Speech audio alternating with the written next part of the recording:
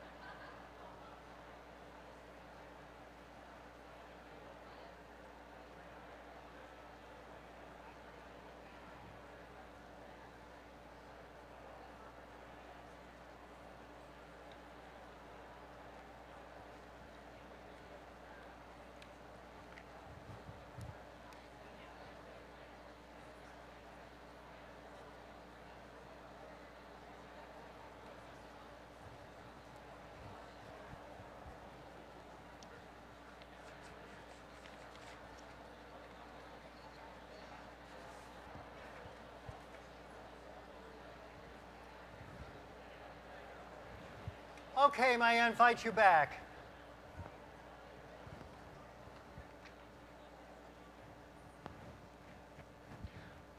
Let me describe, and I hope the idea you came up with, if you did, and the idea you heard, begin to percolate and invite you to think about other ideas. I want to give you a real-life example of a kind of project-based learning that you may have heard about, and I apologize if you're familiar with it already, but I think it's an amazing model to think about. Originally developed for middle school students, but could be used in high school, by Jim Bean and Barbara Brodhagen in Madison, Wisconsin, which they call curriculum integration, which is a name that is not exactly memorable or sexy, but let me describe to you how it works in the hope that you and your school would consider at some point something like this, or at least the principles that guide it could be applied to something you do.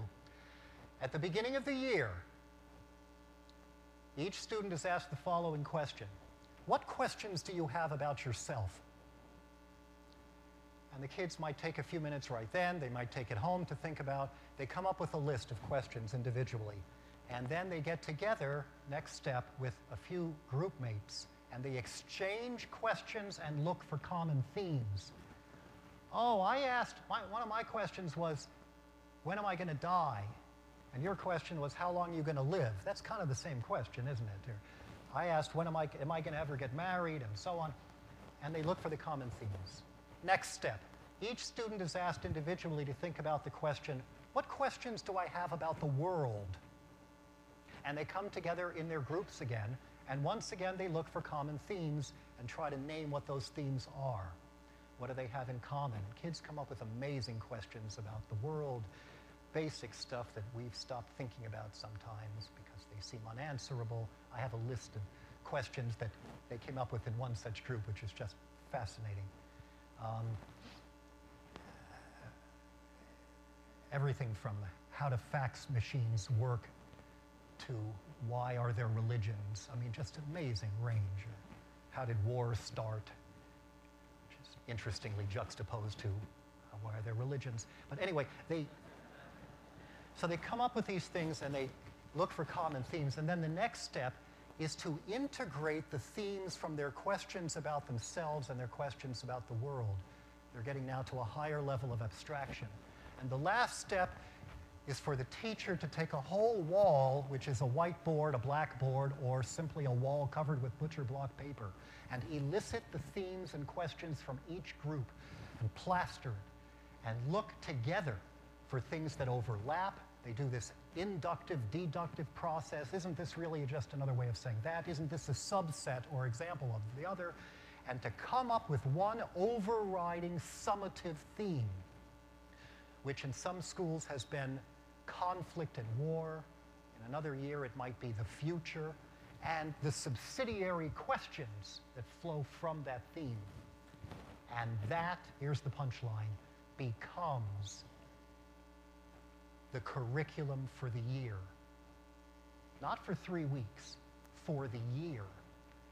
And all of the stuff that the kids are required to have learned, because we have to sometimes, until we can take over the schools and have educators running things in education, we still have, for the time being, as we rebel against it, these standards to have to deal with. And you figure out where they overlap and which proficiencies kids can develop in the traditional disciplines, if you must, in mathematics and science and foreign languages and literature and writing and reading and history and social studies and so on, and fine arts. And the proficiencies we will and can acquire in the process of exploring these themes that we came up with. The kids in these schools are unrecognizable for teachers who are burnt out and assume the worst about kids' lack of motivation, which typically says more about what they're being made to do and how little say they have about what they're doing, rather than telling us some deficit in the kid's head. These kids are excited about what they're doing, partly because it's organized around questions and problems and projects, but partly because the questions are their questions, not just the teacher's questions. Extraordinary to watch. By the way, I was talking to Bean and Brodhagen about this model, and at one point we had a conversation about how do you assess?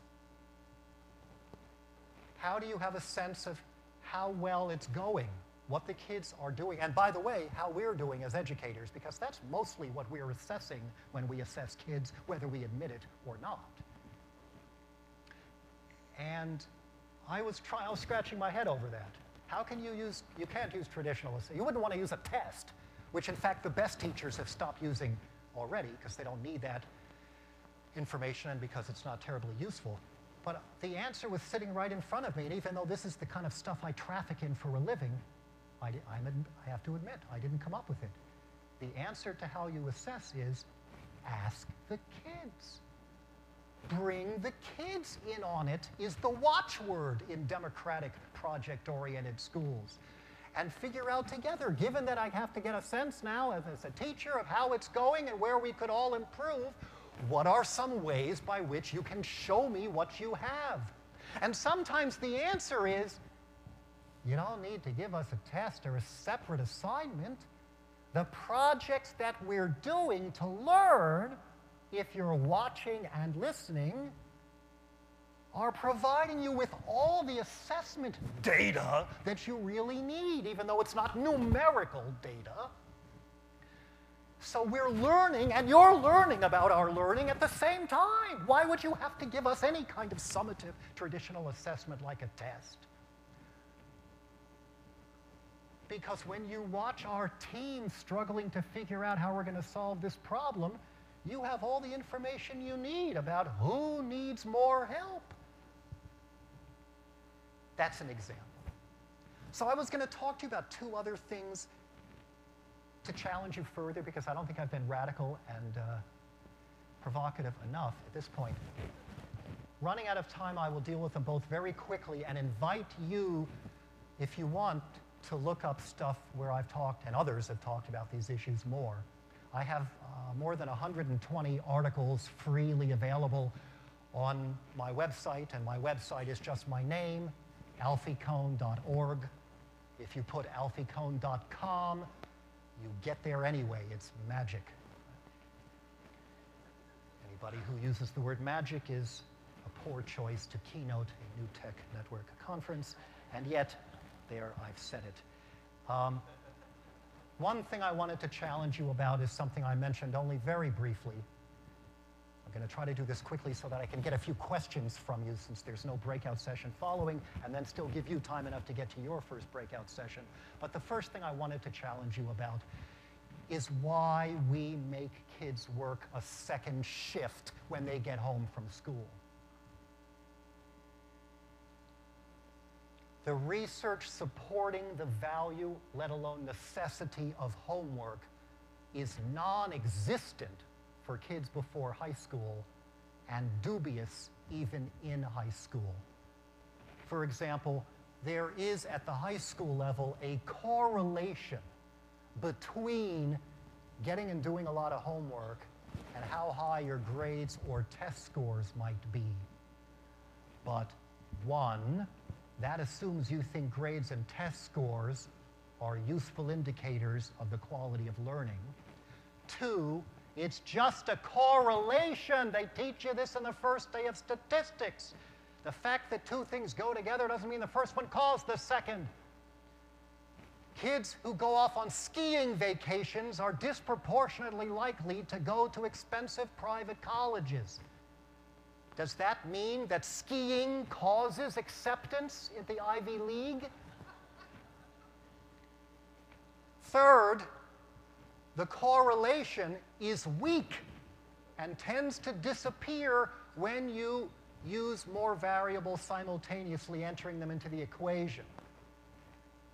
I have seen teachers and whole schools where they give virtually no homework and the kids do fabulously well. I have seen no evidence that kids who almost never do homework are at any intellectual disadvantage. And the more we think about the need to do homework, the more it reveals misguided assumptions on our parts about what learning is. The difference between reinforcing what happens at school. Whenever you hear somebody use that verb, get nervous. Reinforcing, interesting. Where does that verb come from?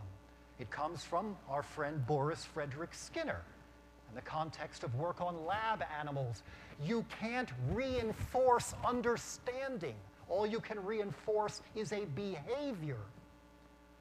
That's why the teachers who give lots of homework and are proud of doing that and say it reinforces what I'm doing during the day, I'm worried about what's happening to the kids in that class during the day, let alone the homework, because of a crypto-behaviorist model that's focused on when you see this stimulus, you come up with this right answer. Understanding is a very different thing. The deeper the understanding of learning I have found, although I have no data to support this on the part of teachers, the less homework they tend to give. If they give homework, it's only on those occasions when they can make a case that it will help kids think more deeply about questions that matter and make kids more excited about what they're doing. Those are the two criteria I would propose to you. I'm not saying no homework ever. I'm saying certainly not regular homework where you decide in advance you're going to give it out almost every night. That's bizarre. That assumes that even before you know what you're assigning them, the very act of having to do more stuff at home is beneficial. Of course, there's no evidence for that. Give it out. Opt into homework. The default should be 6 hours a day is enough academics. We want kids when they get home to learn artistically and physically and socially and emotionally and just have a chance to chill out the way we like to do after a hard day of work. Only on those rare occasions when you can prove that it's going to help the depth of their thinking and their engagement in learning should you presume to infringe on kids' evening time or family time, is what I would suggest. I have a lot more to say about this in a book called The Homework Myth, which makes a fabulous gift, I have to add. And the last thing I wanted to challenge you or invite you to think about is the prospect of grading. By the way, on my website, I have, if you look for it, and if you can't find it, write to me and I'll guide you to it, testimonials from real high school teachers who have stopped giving homework and explain why they've done it, how they did it, and what the results have been, as well as the question of grades. Folks, the research on grades finds 3 things to be true. If we took all of you and you were all students, and I gave you all an assignment, and half of you I said simply do this, and the other half of you I said, do this, it's going to count for a grade, we would tend to find on average 3 results. Number 1, the kids who were doing it for a grade became less interested in what they were doing and less likely to return to that topic or question on their own time. 2, the kids who are doing it for a grade, if given a choice, will pick the easiest possible task. Not because they're lazy or unmotivated, but because they're rational. Duh, they would say. If the goal in here is to come up with a better report card, do better on a test, have a better grade, well, of course I'm going to pick the shortest book or the easiest possible project. This is not a problem of motivation. This is a problem of my realizing that when you say, I know you can get a better grade in here, you're saying, avoid all intellectual risk-taking. Because trying to take intellectual risks and reach beyond what I'm comfortably capable of doing pulls in this direction, and getting an A pulls in that direction. That's why the best schools give no grades, because they want kids to challenge themselves, and that's exactly what happens. Assuming they're doing good curriculum, not worksheets. Assuming there's something worth learning. Even if there is something worth learning. Folks, if you give them terrific projects and even let them help design the projects, but they're thinking, what grade am I going to get on it? Or what number on a rubric, which amounts to the same thing, which is why good teachers are moving away from rubrics too. If they're thinking about the grade, you are taking away with one hand what you have just given with another. You have given them amazing projects. You've given them choice. And now you're telling them it's all about how we're going to rate you or rank you. So the learning in their minds is just a means to an end. What do I have to do? Do we have to do this in the project? How long does the write-up have to be? Don't blame kids for asking these grade-oriented questions. Blame anyone who tells them they're going to get a grade. The third effect, according to research, is that when kids are trying to get a better grade, they not only lose interest in the learning and pick the easiest possible task, they tend to think in a more shallow way. Their question is less likely to be, how do we know that's true? Or, yeah, but how does it connect with that thing you were saying to us a few weeks ago? And they're more likely to ask, do we have to know this? Is this worth a 5 on the rubric? That's when you've lost them.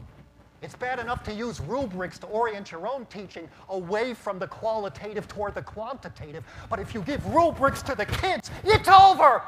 Now it's not about learning. Read a book called Rethinking Rubrics in Writing Assessment by Maya Wilson. Or if you don't have time for a whole book, read my little article called The Trouble with Rubrics. That's a good example of how a little bitty shift, like from grades to umpteen numbers and subsets of stuff, we think of as a change, but we haven't left the status quo. We've intensified it because now kids are worrying even more about more things, about how good am I at this. And the more focused they are on how good am I, the less engaged they are with what they're learning. What do you do if you have to give a grade at the end? Because your administrator isn't here today.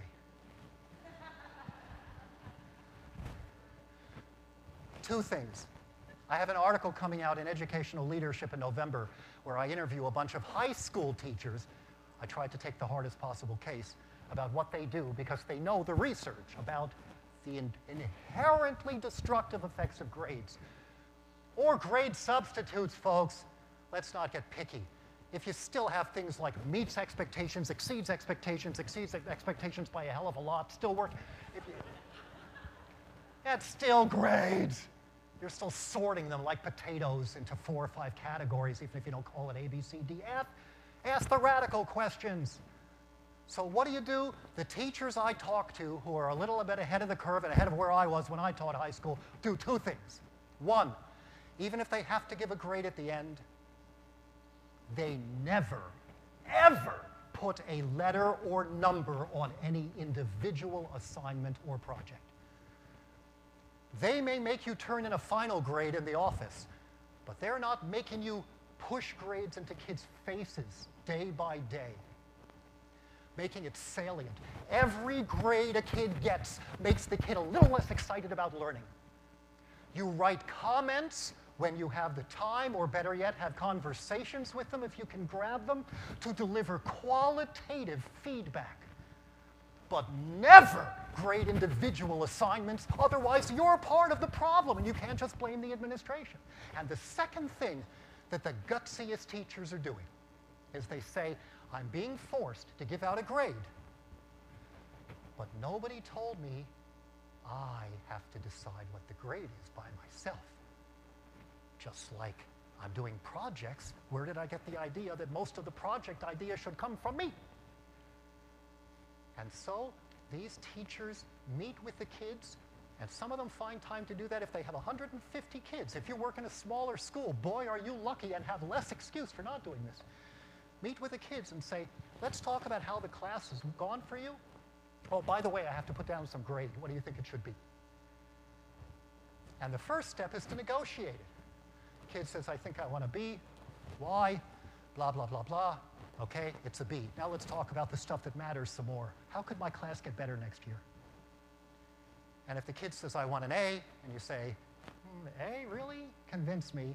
And you keep the final power to yourself. But at least the kid had a crack at it, and you listened. What the gutsiest, most radical teachers do, I don't expect you to get from traditional to here in 60 seconds. Can you guess? Can you see this coming? Tell me what grade, and that whatever you tell me, that's what you get. I'm not going to argue with you. I'm not going to override you. When kids get that kind of power, first of all, they tend to pick exactly the same grade you would have picked for them. But in the odd case where they don't, and one kid out of 50 or 200 says, I want an A, and you're thinking you don't deserve that, get over it. Big deal. The good you have done by neutralizing the inherently destructive effects of grades. The good you've done by the trust and respect you've shown in all the kids. The good you've done by creating an environment that's about learning, not about assessment, especially bad assessment, far overrides the fact that some kid got a better grade than you think that kid deserves. People are really doing this right now all over North America. This is not something I thought up in the shower this morning before I ran down in my towel to buy the clothes. These last 2 points I'm going to sum up with the following. If you were listening carefully to a thread throughout my remarks, not only about homework and grades, but about a lot of the stuff that preceded it, it's the following. This takes 5 seconds to say. It takes a lifetime to integrate and use if it matters to you. Before I say this sentence, no questions? I've gone on too long. I'm sorry. I'll be here if you want to come up and chat afterward. I know you have to get on, and I apologize. But I want to give you this last point. If you ask me, does project-based learning work? Should we have bilingual schools? When should we do cooperative learning? How should we teach kids to read who are having trouble with reading? Should we have charter schools and other changes on a macro level? I come back to you with every question you ask, including the question, how well is New Tech Network doing? And my response, my #1 criterion is, what's the effect on kids' enthusiasm about learning? Their intrinsic motivation, their disposition to learn, their desire to read, play with numbers and ideas. If we took that seriously, where it's not just about achievement, let alone test scores, but it's really about the attitudes that kids take with them lifelong about learning itself, that drives the achievement and more. If you keep that with you as you think about project-based learning and the use of technology, make that your touchstone. What's the effect on the kids' excitement about figuring stuff out? then your practices will get better. If anything I said to you today was thought-provoking, I'm delighted to hear it. But I didn't come here au naturel to be thought-provoking. I came here in the hopes, I hope this doesn't sound presumptuous, of being change-provoking. So when I go home and my high school daughter says, "Daddy, how'd it go in Michigan? How'd your talk go?" I would have to say, "I don't know." I'd have to visit these people's classrooms next year to see how the class goes. Now it's up to you. Thanks.